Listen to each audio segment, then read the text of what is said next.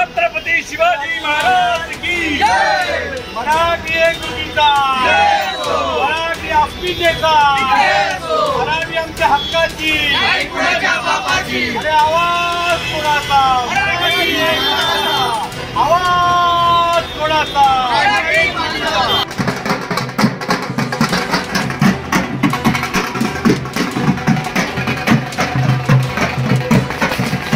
तर आज 5 जुलै शनिवार आणि मराठी बांधवांसाठी, ठाकरे प्रेमींसाठी, ठाकरे ब्रँडसाठी सोन्याचा दिवस उगवलाय असं म्हणायला हरकत नाहीये।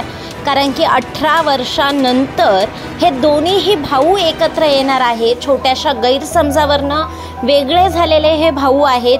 प्रभू रामांनी देखील 14 वर्षाचा वनवास भोगला, मात्र ह्या दोन भावांनी 18 वर्षाचा वनवास भोगलाय अशी प्रतिक्रिया मराठी बांधवांकडनं येत असताना आज मात्र हे भाऊ एका मंचावर मराठीसाठी, मराठीच्या अस्मितेसाठी, मराठीच्या विजयासाठी एकत्र येत आहेत। आणि हा सोन्याचा दिवस पाहण्यासाठी ठाणेकर जे आहेत ते वाजत गाजत आनंदाने वरळी डोमच्या दिशेने निघाले आहेत। आज सगळे मराठी एकत्र आलेले आहेत आणि आज खरं तर प्रत्येक मराठी माणसासाठी आनंदाचा क्षण आहे। गेले अनेक दिवस फक्त शिवसैनिक आणि मनसैनिक नसून महाराष्ट्रातल्या प्रत्येक मराठी माणसाची इच्छा होती की दोन भावांनी एकत्र यावं आणि आज तो सुवर्ण क्षण आज आलेला आहे। त्याचे साक्षीदार होण्यासाठी आम्ही चाललेलो आहोत। अख्ख्या महाराष्ट्रातल्या जत्तेचे जत्ते वळलीला पोचलेले, लोक आपल्या जाऊन बसायला लागलेले, नाशिकची मंडळी तर कालच आलेली।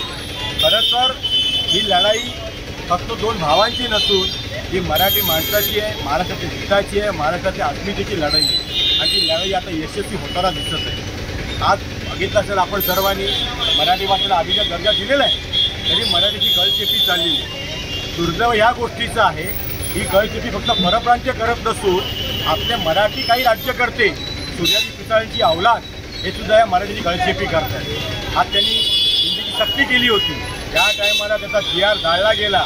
अख्ख्या महाराष्ट्रामध्ये पहिला आवाज दोन बंधूंनी उठवला, सन्माननीय राजसाहेब आणि सन्माननीय उद्धव साहेब। जेव्हा या सरकारला जाग आली, सरकारला कळून चुकलं की मराठी म्हणून एकवटला तर संयुक्त महाराष्ट्र लढा कसा झाला त्याची परत सुरुवात झाली असती। आणि ह्याच्यापुढे हे सोनेरी पर्व आता सुरू झालेलं आहे मराठी अस्मितेसाठी, मराठी भाषेसाठी आणि मराठी माणसासाठी। काय वाटतं आज तुम्ही चालला आहात, काय जल्लोष असणार आहे? आज सगळे एकत्र जमलेले आहेत, ही मराठी माणसांची एकजूट आहे आणि दोन्ही भाऊ एकत्र येऊन जो आज जल्लोष होणार आहे हा पाहण्यासारखा राहणार आहे। काय वाटतं तुम्हाला, काय वाटतंय? आज तर खऱ्या अर्थाने बघायला गेलं तर सर्व महाराष्ट्रातील मराठी माणसांचं स्वप्न पूर्ण झालं आहे। तब्बल 18 वर्ष लागली हे स्वप्न पूर्ण व्हायला आणि आपण बघत असाल आज संपूर्ण महाराष्ट्रामध्ये म्हणजे आपण म्हणतो ना दिवाळी एकदा साजरी होते, पण नाही होत।